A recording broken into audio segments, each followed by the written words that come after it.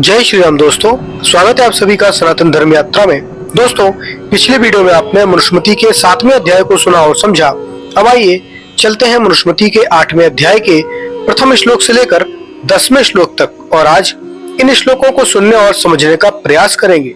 तो आइए सबसे पहले देखते हैं पहला श्लोक। इसमें लिखा है, व्यवहारों अर्थात मुकदमों के निर्णय के लिए राजा का न्याय सभा में प्रवेश। इसमें लिखा है, व्यवहाराच्छन्दी शिस्तु ब्राह्मण से पार्थिवा मंत्रज्य मंत्रभिषेव विनीता प्रवेत सभाम। अर्थात व्यवहारों अर्थात मुकदमों, जैसा कि 8वें अध्याय के 4थे श्लोक से 7वें श्लोक में वर्णित है, उनको दीक्षितु देखने अर्थात निर्णय करने का इच्छुक, पार्थिवा राजा, ब्राह्मण यानी न्याय ज्ञाता विद्वानों, जैसा कि 8वें अध्याय के 11वें श्लोक में वर्णित है, मंत्रज्य सलाहकारों और मंत्र भी मंत्रियों के साथ विनीत भाव एवं वेश से सभा में प्रवेश करे यानी न्यायालय में प्रवेश करे। अब इसके अनुच्छेद देखिए तो मंत्रज्य और ब्राह्मण का विशेष अभिप्राय। इस श्लोक में मंत्रज्य से अभिप्राय मुकदमों में उस विषय के सलाहकारों से है। मंत्र भी से अभिप्राय उस विभाग के प्रमुख मंत्रियों से या अमात्यों से है जो राजा द्वारा न्याय के लिए अधिकृत विद्वान के रूप में नियुक्त किए जाते हैं, जैसा कि 7वें अध्याय के 54, 60 और 8वें अध्याय के 11वें श्लोक में वर्णित है। ब्राह्मण शब्द से यहाँ अभिप्राय वेद विद्याओं के ज्ञाता न्यायाधीश श्रोत्रीय विद्वानों से है, जिनका वर्णन ब्रह्म सभा अर्थात न्यायाधीश विद्वानों की सभा में और उनके रूप में 8वें अध्याय के 11वें श्लोक में आया है। ब्राह्मण में यह भ्रांति नहीं होनी चाहिए कि वह ब्राह्मण वर्ण का व्यक्ति ही होना चाहिए। वेदों में प्रत्येक विद्वान के लिए ब्राह्मण, विप्र आदि शब्दों का प्रयोग आता है। दृष्टव्य है 8वें अध्याय का 11वां और प्रथम अध्याय का 88वें श्लोक पर समीक्षा। ब्राह्मण शब्द का प्रयोग यह विशेष अभिप्राय से है। वह अभिप्राय यह है कि न्यायाधीश ब्रह्म अर्थात वेदों के विशेष वेत्ता और धार्मिक गुण प्रधान विद्वान अवश्य होने चाहिए। इसलिए 8वें अध्याय के 11वें श्लोक में वेद विदा का प्रयोग किया गया है। दूसरा, विनीत होने का उद्देश्य। राजा को विनीत भाव एवं वेशभूषा से न्यायालय में जाने का कथन करने का उद्देश्य यह है कि साक्षी आदि उसके कठोर भावों को देखकर भयभीत न हो और बिना घबराहट के स्वाभाविक रूप से अपनी बात कह सकें। अगले ही श्लोक में इसी उद्देश्य से विनीत वेश भरण शब्द का प्रयोग किया गया है। वेद मंत्र में भी इसी प्रकार का वर्णन है। मनु ने उसी के अनुरूप व्यवस्था दी है, जैसे कि यजुर्वेद का 33वें अध्याय का 15वां मंत्र। इसमें क्या लिखा है? इसमें लिखा है, श्रुति श्रुतकर्ण ब्रह्मवि देवरग्ने शयाभि आसीदस्तु बृहर्षि मित्रो अर्यः मा प्रात बयाणो ध्वरम। भावार्थ, श्रुतकर्णा प्रार्थी के वचन को सुनने वाले कानों से युक्त अग्नेय, अग्नि के तुल्य तेजस्वी विद्वान राजन, सयावही साथ चलने वाले भैरवी, कार्य के निर्वाहक देवे यानी विद्वानों के साथ अध्वरम हिंसा रहित राज्य व्यवहार को, ऐसा मुकदमा जिसमें किसी के साथ अन्याय न हो। श्रुति सुन, प्रातर्यावाणा प्रातः राज कार्यों को प्राप्त कराने वाले, पक्षपात से रहित सबका मित्र और अर्यमा यानी वैश्य या स्वामी जनों का मान करने वाला न्यायाधीश भैरषि आकाश के तुल्य विशाल सभा में असीदंतु विराजमान हो। इसका कुल मिलाकर भावार्थ ये है कि सभापति राजा सुपरीक्षित अमात्य जनों को स्वीकार करके उनके साथ सभा में बैठकर विवाद करने वालों के वचन को सुनकर यथार्थ न्याय करे। उसके बाद दूसरा श्लोक है, इसमें लिखा है, न्याय सभा में मुकदमों को देखें। इसमें लिखा है, तत्राशीनाश्रितो वापि पाणिमुद्यम्य दक्षिणम विनीत वेश भरणा पश्येत कार्याणि कार्याणाम। अर्थात वहां न्यायालय में विनीत वेश आवरणा, विनीत वेशभूषा आभूषणों से युक्त होकर आशीना अपिवा स्थिता, सुविधा अनुसार बैठकर अथवा खड़ा होकर दक्षिणम पाणिम उद्यम, दाहिने हाथ को उठाकर कार्याणाम मुकदमे वालों के कार्याणि कार्य यानी विवादों को देखे निर्णय करे। जैसा कि 7वें अध्याय के 146वें श्लोक में कहा है कि राज्यसभा में भी इसी प्रकार सुविधा अनुसार खड़े या बैठने की व्यवस्था का कथन है। अब इसके अनुच्छेद देखिए तो मुहावरे पर विचार। इस श्लोक में दक्षिणम पाणिम उद्यम्य का एक मुहावरिक रूप में प्रयोग है। ये क्रिया अपनी बात कहना या निर्णय देना प्रारंभ करने की प्रतीक है। इसका यह अभिप्राय नहीं है कि जब तक निर्णय दे तब तक दाया हाथ उठाए रखे, अपितु यह है कि विवाद करते हुए लोगों को सुनकर अपनी बात या निर्णय कहने समय दाया हाथ उठाकर संकेत करे, जो सामने वाले लोगों के लिए इस बात का प्रतीक या संकेत है कि राजा या न्यायाधीश अब अपनी बात कहना चाहते हैं। यह परंपरा आज भी प्रचलित है। बड़ी बड़ी सभाओं में, श्रेणियों में, भीड़ भरे न्यायालयों में बोलते हुए लोगों को चुप करने और अपनी बात कहने के लिए वक्ता हाथ उठाकर संकेत करता है। लोग चुप होकर उसकी बात को सुनने के लिए ध्यान लगाते हैं। उसके बाद तीसरा श्लोक है, इसमें लिखा है 18 प्रकार के मुकदमे। इसमें लिखा है प्रत्यहम देश दृष्टैव शास्त्र दृष्टैव हेतुभि अष्टादशु मार्गेषु निबद्धानि पृथक पृथक। अर्थात सभा, राजा और राजपुरुष सब लोग देश दृष्टय च शास्त्र दृष्टय च हेतुभि देशाचार और शास्त्र व्यवहार के हेतुओं से अष्टादशु मार्गेषु निम्नलिखित 18 जैसा कि 8वें अध्याय के 4 से 7 श्लोकों में वर्णित है, विवादास्पद मार्गों में विवाद युक्त कर्मों का निर्णय प्रतिदिन किया करें और जो नियम शास्त्रोक्त न पावे और उनके होने की आवश्यकता जाने तो उत्तमोत्तम नियम बांधें कि जिससे राजा और प्रजा की उन्नति हो। अब इसकी अनुशीलन देखिए तो पृथक पृथक पदों से यहाँ अभिप्राय है कि राजा जो 18 प्रकार के विवाद हैं उनमें पृथक पृथक विवाद से संबंधित विद्वान सलाहकारों और मंत्रियों के साथ मिलकर विचार करे, निर्णय करे। उसके बाद चौथा, पांचवा, छठवां और 7वां श्लोक है।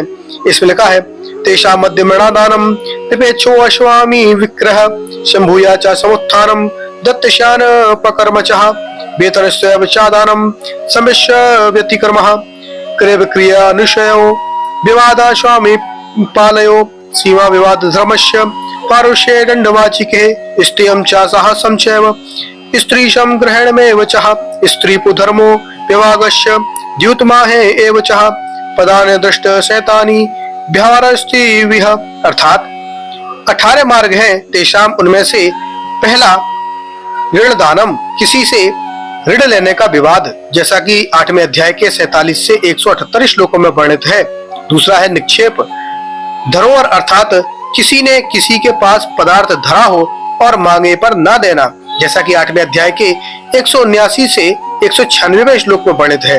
तीसरा है अश्वामी विक्रय, दूसरे के पदार्थ को दूसरा बेच लेवे, जैसा कि 8वें अध्याय के 197 से 205वें श्लोक में वर्णित है। चौथा है संभूय च समुत्थानम, मिल मिला के किसी पर अत्याचार करना, व्यापार में अन्याय करना, जैसा कि 8वें अध्याय के 206 से 211वें श्लोक में वर्णित है। पांचवा है दत्तस्य अनपकर्मः, दिए हुए पदार्थ को न देना, 8वें अध्याय के 212 से 213 श्लोकों में वर्णित है। छठवां है वेतनस्य एव च अदानम, वेतन अर्थात किसी की नौकरी में से ले लेना या कम देना, जो कि 8वें अध्याय के 214 से 217 श्लोकों में वर्णित है। सातवां है संविदा च व्यतिक्रमः, प्रतिज्ञा से विरुद्ध बरतना, जो कि 8वें अध्याय के 218 से 221 श्लोक में वर्णित है। आठवां है क्रय विक्रय अनुशय, क्रय विक्रय अनुशय अर्थात लेन देन में झगड़ा होना, जो कि 8वें अध्याय के 222 से 228 श्लोकों में वर्णित है। नौवां है स्वामी पालयो विवादः, पशु के स्वामी और पालने वाले का झगड़ा, जो कि 8वें अध्याय के 229 से 244वें श्लोक में वर्णित है। 10वां है सीमा विवाद धर्मचः, यानी सीमा का विवाद, जो कि 8वें अध्याय के 245 से 265वें श्लोक में वर्णित है। 11वां और 12वां है पारुष्य दंडवाचिके, किसी को कठोर दंड देना, जो कि 8वें अध्याय के 278 से 300वें श्लोक में वर्णित है। कठोर वाणी का बोलना 8वें अध्याय के 266 से 277वें श्लोक तक वर्णित है। 13वां है स्तेयम, यानी चोरी डाका मारना, 8वें अध्याय के 301 से 343वें श्लोक में वर्णित है। 14वां है शासम एव, किसी को काम को बलात्कार से करना यानी जबरदस्ती करना, 8वें अध्याय का 344 से 351वें श्लोक में वर्णित है। 15वां है स्त्री संग्रहणम एव चः, किसी की स्त्री व पुरुष का व्यभिचार होना, जो कि 8वें अध्याय के 352 से 357वें श्लोक में वर्णित है। 16वां है स्त्री पुम धर्म, स्त्री और पुरुष के धर्म में व्यतिक्रम होना, जो कि 9वें अध्याय के पहले श्लोक से 102वें श्लोक तक वर्णित है। 17वां है विभाग अर्थात दाय भाग में वाद उठाना यानी बात विवाद करना, जो कि 9वें अध्याय के 103 से 219वें श्लोक तक वर्णित है। और 18वां है द्युतम आह एव च यानी द्युत अर्थात जड़ पदार्थ और आवय यानी समावय अर्थात चेतन को दांव में धर के जुआ खेलना, जो कि 9वें अध्याय के 220 से 285वें श्लोक तक वर्णित है। अष्टादशा एतानी ये 18 प्रकार के व्यवहार स्थितो पदानी परस्पर विरुद्ध व्यवहार के स्थान हैं। उसके बाद 8वां श्लोक है, इसमें लिखा है एषु स्थानेषु भूयिष्ठम विवादं चर्ताम नृणाम धर्म शाश्वतमाश्रित्य कुर्याकार्य विनिर्णयम् अर्थात एषु स्थानेषु इन, जो कि 8वें अध्याय के 4 से 7वें श्लोक में वर्णित व्यवहारों में भूयिष्ठम विवादम चरताम नृणाम बहुत से विवाद करने वाले पुरुषों के कार्य विनिर्णयम् न्याय को शाश्वतम धर्मम आश्रित्य सनातन धर्म का आश्रय करके कुर्यात यानी किया करे अर्थात किसी का पक्षपात कभी न करें। उसके बाद 9वां श्लोक है, इसमें लिखा है राजा के अभाव में मुकदमों के निर्णय के लिए मुख्य न्यायाधीश विद्वान की नियुक्ति। इसमें लिखा है यदा स्वयं न कुर्यात नृपति कार्य दर्शनम तदा नियुज्य द्विदांशम ब्राह्मण कार्य दर्शने अर्थात जब कभी किसी विशेष कारण अथवा कार्य की अधिकता के कारण नृपति यानी राजा स्वयं कार्य दर्शनम खुद मुकदमों का निरीक्षण एवं निर्णय न करे तब ब्राह्मणम विद्वासम धार्मिक वेदवेत्ता विद्वान, जैसा कि 8वें अध्याय के 11वें श्लोक में वर्णित है, उसको कार्य दर्शने मुकदमों के निरीक्षण एवं निर्णय के लिए नियुक्त कर दे। धार्मिक विद्वान को धर्म सभा अधिकारी मान के सब प्रकार से उन्नति करे। अब इसके अनुसार देखिए तो ब्राह्मण का अर्थ धार्मिक वेदवेत्ता न्यायाधीश है। देखिए अगले श्लोक पर अनुशीलन। उसके बाद 10वां श्लोक है, इसमें लिखा है मुख्य न्यायाधीश 3 विद्वानों के साथ मिलकर न्याय करे। इसमें लिखा है स्वस्य कार्याणि संपेश्य भैरवेन त्रिविवृतः समावेव प्रविश्य ग्रामवासीना स्थित एवं वह अर्थात वह त्रिवि सभ्यव्रतः 3 अन्य सभा के सदस्यों, जैसा कि 8वें अध्याय के 11वें श्लोक में वर्णित है, के साथ सभाम प्रविश्य न्यायालय में जाकर आसीन व स्थिता एवं बैठकर अथवा खड़ा होकर राजा के कार्याणी कामों को संपश्येत भली प्रकार देखे। अब इसके अनुसार देखिए तो न्याय प्रसंग में ब्राह्मण और ब्रह्म सभा से अभिप्राय। अग्रिम 8वें अध्याय के 11वें श्लोक में ब्रह्म सभा की परिभाषा की है। परिभाषा से पूर्व 9वें और 10वें श्लोकों में न्याय सभा में का निर्माण का कथन है। इन श्लोकों में वर्णित विद्वानों में 8वें अध्याय के 11वें श्लोक में वर्णित ब्रह्म सभा बनती है। ब्रह्म सभा का अर्थ वेदवेत्ता न्यायाधीश विद्वानों की सभा है। इसी प्रकार 9वें श्लोक में ब्राह्मण शब्द का प्रयोग ब्राह्मण वर्ण के लिए नहीं है, अपितु इस विशेष अभिप्राय से है कि राजा द्वारा अधिकृत जो विद्वान न्यायाधीश नियुक्त किया जाए वह विशेष रूप से सब वेदों का विद्वान और धार्मिक गुण प्रधान होना चाहिए। वेदवेत्ता न्यायाधीश विद्वान की सभा होने के कारण ही 8वें अध्याय के 11वें श्लोक में न्याय सभा को ब्रह्म सभा कहा गया है। वहाँ स्पष्टता वेद विधा विशेषण भी उक्त अर्थ को पुष्ट करता है। इस प्रसंग में ब्राह्मण शब्द ब्राह्मण वर्ण के लिए नहीं अपितु वेदवेत्ता न्यायाधीश विद्वान के लिए है। यहाँ यह शंका उठ सकती है कि 7वें अध्याय के 141वें श्लोक में ब्राह्मण शब्द का प्रयोग न करके अमात्य प्रमुख को अपने पद या अपने बाद कार्य सौंपने का वर्णन है। इसका उत्तर यह है कि वहाँ राज्यसभा संचालन के लिए सर्व प्रमुख मंत्री को कार्य सौंपने का विधान है और वह भी केवल रुग्णावस्था में। यहाँ ब्रह्म सभा अर्थात न्याय सभा के लिए मुख्य न्यायाधीश की नियुक्ति का प्रसंग है। राज्यसभा के लिए प्रशासनिक गुण विशेषों वाला व्यक्ति उत्तराधिकारी होता है और न्याय के लिए न्याय गुणों की विशेष योग्यता वाला व्यक्ति। अतः